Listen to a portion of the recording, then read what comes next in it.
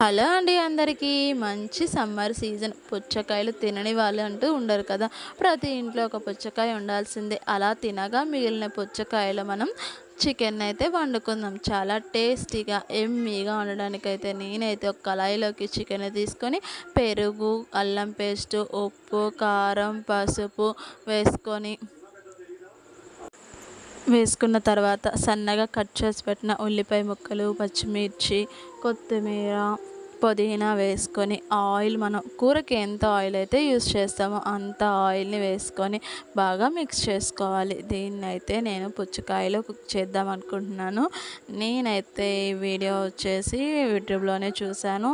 ఎలా ఉంటుందో టేస్ట్ చేద్దామని ఈ ప్రాసెస్ అంతా స్టార్ట్ చేశాను.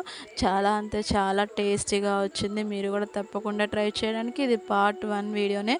మొత్తం వీడియో షార్ట్స్లో అయితే అప్లోడ్ చేయలేను కాబట్టి నేను పార్ట్స్ వైజ్ దీన్ని అప్లోడ్